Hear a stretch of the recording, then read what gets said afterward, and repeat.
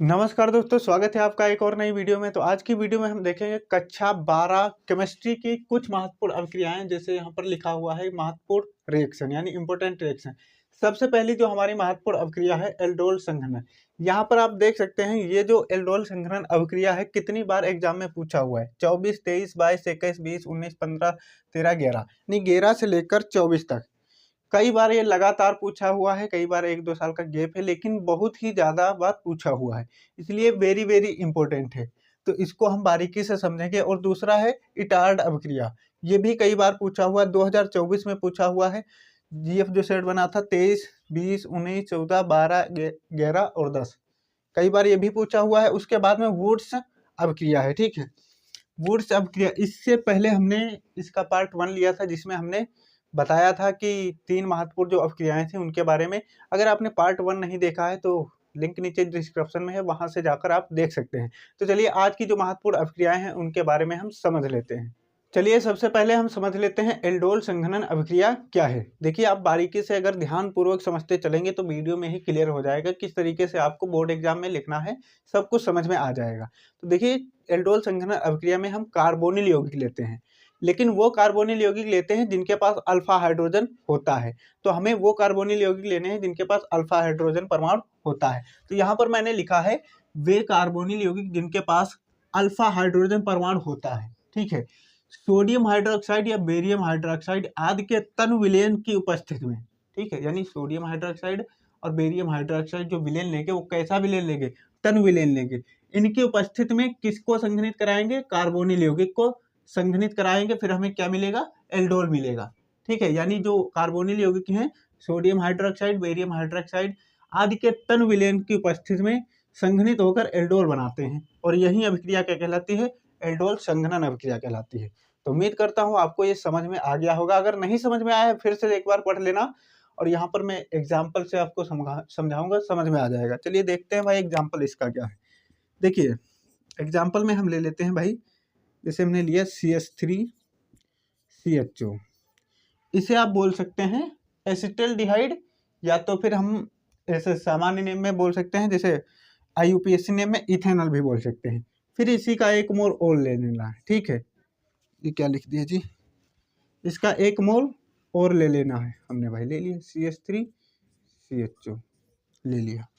अब इसकी अभिक्रिया करानी है किसकी उपस्थिति में, या तो आप सोडियम हाइड्रोक्साइड ले लीजिए या तो आप बेरियम हाइड्रोक्साइड ले लीजिए। तो मैं ले लेता हूं भाई सोडियम हाइड्रोक्साइड का तन विलयन, ठीक है। दोनों के आपको क्या लेना है, तन विलयन ही लेना है। तो हम यहाँ पर लिख देंगे सोडियम हाइड्रोक्साइड तनु, ठीक है। अब हमने देखो एसिटल्डिहाइड, फिर एसिटल्डिहाइड, फिर सोडियम हाइड्रोक्साइड, यानी इसी के तन विलयन हमने लिया है।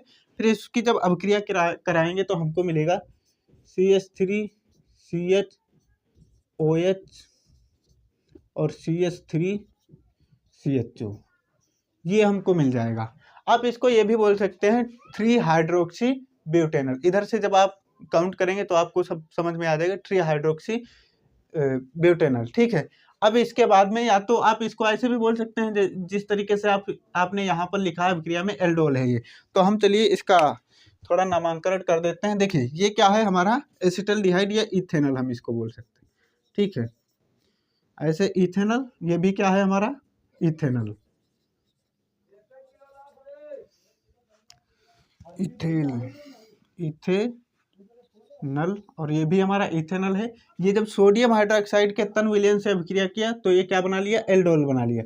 आपको ज्यादा IUPAC नेम मत लिखो, जो आपको जैसे यहाँ पर लिखा है अगर वो भी लिख देते हैं तब भी आपको पूरे नंबर मिल जाएंगे। तो हम यहाँ पर लिख देते हैं एल्डोल, ठीक है। जैसे हमें याद भी रहेगा कि हाँ भाई ये जब अभिक्रिया करते हैं, ठीक है, सोडियम हाइड्रोक्साइड या बेरियम हाइड्रोक्साइड की उपस्थिति में, तब ये एल्डोल बना लेते हैं। तो हमको नामांकन करने की, IUPAC नामांकन करने की कोई ज़रूरत भी नहीं रहेगी, और याद भी ज़्यादा दिन तक रहेगा कि हाँ ये एल्डोल है, ठीक है। और IUPAC करना आप सीख लेंगे, कहीं से भी सीख सकते हैं, ऐसा कोई ज़रूरी नहीं कि मैं ही सिखाऊं, ठीक है। जहाँ से आपको समझ में आ रहा है वहाँ से भी आप सीख सकते हैं।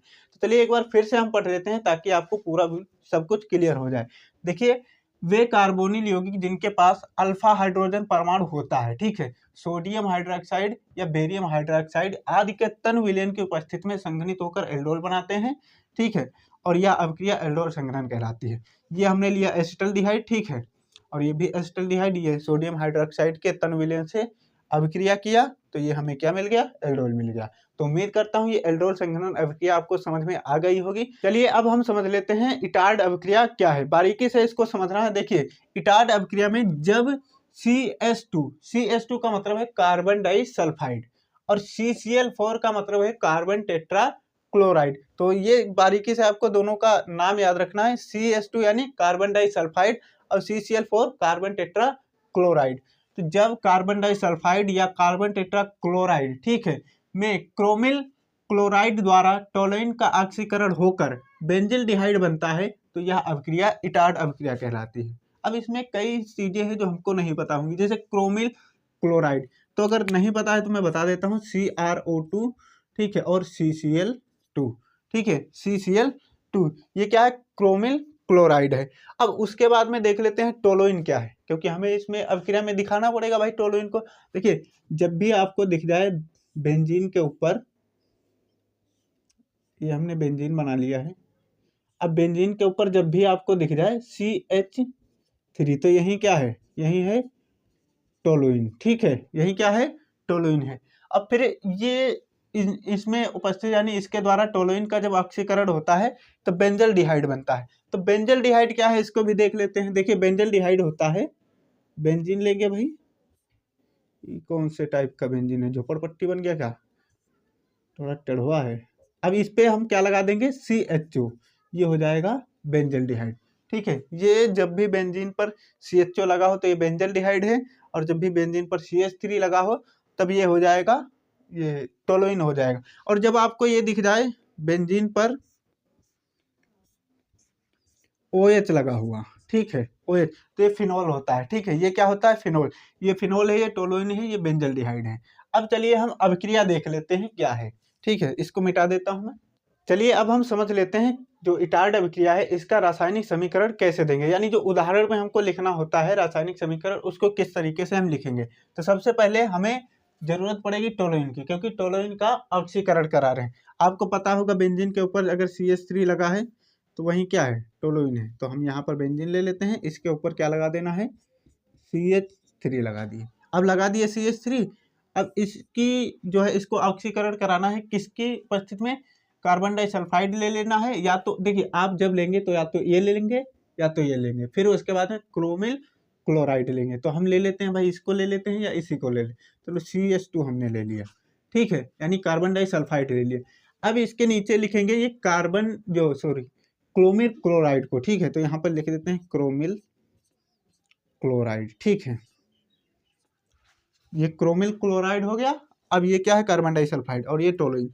अब इसकी जब अभिक्रिया यानी ऑक्सीकरण होता है तब क्या बनता है भाई, बेंजल्डिहाइड बनता है। अब बेंजल्डिहाइड भी हमने देख लिया था किस तरीके से बनता है, तो वही यहाँ पर हम बना देंगे, ये CHO लगा देंगे, ये हो गया हमारा बेंजल्डिहाइड। यही आपकी अभिक्रिया है। आप चाहें तो इसको इस तरीके से भी लिख सकते हैं, जैसे C6H5 और फिर यहाँ से CH3, ठीक है, CH3, फिर यहाँ से इस तरीके से CH2 और क्रोमिल O2, सॉरी इसको थोड़ा बड़ा कर देता हूँ, और यहाँ से Cl2, और यहाँ पर आप C6H5 और यहाँ से CHO, ठीक है, CHO, ये आपका टोलुइन हो गया, और ये आपका क्या है, बेंजल्डिहाइड। तो आप चाहें तो इस तरीके से, पहला ये तरीका है लिखने का, दूसरा तरीका ये है, आपको जो समझ में आए वो लिख देना। तो ये क्या है, इसको लिख देते हैं भाई, नामांकन इसका थोड़ा बहुत करना ज़रूरी है, क्योंकि पता ही नहीं चलेगा कि हमने बनाया क्या है। ये टोलुइन है और ये क्या है, बेंजल्डिहाइड, बेंजल्डिहाइड, ठीक है, यहाँ पर भी ये बेंजल्डिहाइड नीचे भी है और यहाँ पर भी बेंजल्डिहाइड है। तो उम्मीद करता हूँ ये अभिक्रिया आपको समझ में आ गई होगी। अगर समझ में आ गई है तो वीडियो को लाइक कर देना और चैनल को सब्सक्राइब कर लीजिए। देखिए हमें आपके साथ की बहुत ज़रूरत है, हम ऐसे ही वीडियो बनाते रहेंगे अगर आप हमें सपोर्ट करते हैं तो, ठीक है। अब देखिए ये अभिक्रिया आपको अगर समझ में आ गई है तो स्क्रीनशॉट ले लीजिए उम्मीद करता हूँ आप इसका स्क्रीनशॉट ले लिए होंगे। अगर आपको कोई दिक्कत होती है, नहीं समझ में आता है, तो हमें कमेंट कर दीजिए, हम उसका अगर जहाँ तक होगा उसका सोल्यूशन करने की कोशिश करेंगे। अब चलिए हम जो हमारा लास्ट अभिक्रिया मोस्ट इंपॉर्टेंट है उसके बारे में समझ लेते हैं, जिसका नाम है वुड्स अभिक्रिया। देखिए वुड्स फिटिंग हम बता चुके हैं, अब समझ लेते हैं वुड्स अभिक्रिया क्या है। देखिए वुड्स अभिक्रिया में कोई भी हम एल्किल हैलाइड ले लेते हैं, एल्किल हैलाइड की सोडियम के साथ शुष्क ईथर की उपस्थिति में अभिक्रिया करा देते हैं। फिर उसके बाद में जो हमें प्रोडक्ट मिलता है वो एल्केन प्राप्त होता है, यानी वह अभिक्रिया जिसमें एल्किल हैलाइड सोडियम के साथ शुष्क ईथर की उपस्थिति में अभिक्रिया करके एल्केन बनाता है, वही अभिक्रिया वुड्स अभिक्रिया कहलाती है। देखिए यहाँ पर मैंने वही लिखा है, इस अभिक्रिया में एल्किल हैलाइड, ठीक है, एल्किल हैलाइड क्या होता है चलिए उसको समझ लेते हैं। देखिए एल्किल हैलाइड, देखिए ये हो गया एल्किल और इसी में हमने X जोड़ दिया हैलाइड। देखिए X बराबर क्या हो सकता है, ब्रोमीन हो सकता है, ठीक है, और आयोडीन हो सकता है और Cl हो सकता है, ठीक है, चाहे तो आप ऐसे भी लिख सकते हैं इसको, ठीक है, तो ब्रोमाइड हो जाएगा। और R क्या हो सकता है, R आप जैसे कार्बन हो सकते हैं, CH3 ये क्या हो गया, ये हमारा एथ हो गया। फिर है CH3 CH2 और CH3, तो यही सब क्या है, ये मेथ प्रोप हो गया, यही सब क्या है, यही हमारा क्या है, ये एल्किल है, ठीक है। और इसी के साथ में जब हैलाइड यानी ये जुड़ जाता है तो इसको इस यही हमको अभिक्रिया में दिखाना है, ठीक है। लेकिन अगर इसके साथ ये हम लिख दें, फिर हैलाइड के साथ इसमें से कोई हैलाइड लगा दे तो हमारा क्या बनेगा, जैसे हम मान लेते हैं ये ले लिए एथ ले लिए, CH3 CH2 हो जाएगा, क्योंकि एक कार्बन के साथ इसको जोड़ना है, फिर ये मिल जाएगा हमको, ये लगा देते हैं Cl। अब ये हमें क्या मिल गया, एल्किल हैलाइड। यही क्या है, एल्किल हैलाइड, ये हैलाइड इसमें का जोड़ दिए हैं, ये सब क्या है, हैलाइड है, और ये क्या है, एल्किल। एल्किल के साथ जब हैलाइड जुड़ता है तो वही होता है एल्किल हैलाइड। अगर इसका IUPAC नाम करें तो क्या हो जाएगा, क्लोरोएथेन, ठीक है, क्या हो जाएगा, क्लोरोएथेन, क्योंकि देखो क्लोरो लगा, क्लोरीन लगा है, और ये क्या है, इथेन है, ठीक है, तो क्लोरो इथेन हो जाएगा। तो इससे हमें कोई लेना देना है नहीं, इसको हम समझ लेते हैं बारीकी से। आपको ध्यान रखना है कि एल्किल हैलाइड ये होता है, ये क्या है, एल्किल हैलाइड, इसको ऐसे भी हम लिख सकते हैं, ठीक है, तब भी ये क्या रहेगा, एल्किल हैलाइड ही रहेगा, ठीक है। आपको कंफ्यूजन नहीं करना है, क्योंकि अभी हम अभिक्रिया में देखेंगे तो आप समझेंगे, आप सोचेंगे कि ये एल्किल हैलाइड है तो ये क्या है, ये भी वही है, ठीक है, ये भी एल्किल हैलाइड है।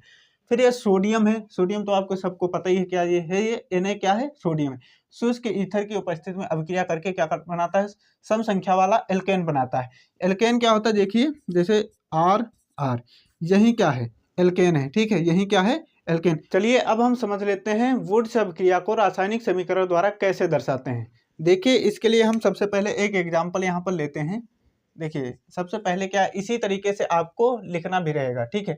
इस अभिक्रिया में एल्किल हैलाइड कौन भाग ले रहा है भाई, एल्किल हैलाइड, यानी एल्किल हैलाइड ये भाग ले रहा है, लिख लिए हम।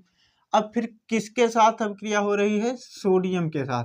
थोड़ा इसमें गैप देना है क्योंकि इसको समीकरण को संतुलित करना पड़ेगा। तो हम सोडियम के साथ ये भाग ले रहा है, यानी सोडियम के साथ शुष्क ईथर की उपस्थिति में अभिक्रिया कर रहा है। लेकिन उससे पहले हमें जो लेना है, फिर से एक बार लेना है XR। देखिए इसी का उल्टा अभी हमने बताया था, उसी का आप जस्ट यहाँ पर उल्टा ले लेंगे, ठीक है। अब जैसे ही आप यहाँ पर लिए, फिर इसके साथ में ये भी क्या है, ये भी एल्किल हैलाइड ही है। अब इसकी अभिक्रिया शुष्क ईथर की उपस्थिति में करा देना है, शुष्क ईथर, ठीक है। अब शुष्क ईथर की उपस्थिति में अभिक्रिया कराए तो हमें क्या मिल जाएगा, थोड़ा हम नीचे लिख देते हैं, वहां हो सकता है आपको ना दिखे। जब कराएंगे तो क्या मिलता है, हमें एल्केन मिलता है, वो भी कैसा, सम संख्या वाला। तो हम यहाँ पर एल्केन हमें मिलता है एल्केन ये R से R, ठीक है, ये मिल गया। फिर क्या हमारा बाहर क्या निकलेगा, सोडियम निकलेगा, और इसके पास क्या है भाई, इसके पास भी हैलाइड है और इसके पास भी हैलाइड है। तो ये हैलाइड और ये हैलाइड ये भी दोनों बाहर निकल जाएंगे, तो सोडियम निकला और हैलाइड बाहर निकल गया, सोडियम हैलाइड। अब यहाँ पर आप देखिए कि ये समीकरण संतुलित लग रहा है। यहाँ पर हैलाइड कितने हैं, 2 हैं, लेकिन यहाँ पर 2 एक ही लिखा है। इसके लिए हम क्या करेंगे, सोडियम का 2 मोल ले लेंगे। जैसे ही हम सोडियम का 2 मोल लेंगे तो यहाँ पर भी सोडियम का कितना मोल आ जाएगा, 2 मोल। अब 2 की गुणा सोडियम के साथ तो 2 सोडियम हो गए, 2 की गुणा हैलाइड के साथ करेंगे तो 2 हैलाइड हो जाएंगे। पहला हैलाइड ये, दूसरा हैलाइड ये। तो यही अभिक्रिया है, इसी है बोलते हैं वुड्स अभिक्रिया, ठीक है। इसका अगर नामकरण करें तो ये क्या हो जाएगा, ये आपका हो गया एल्किल हैलाइड, ठीक है, एल्किल हैलाइड,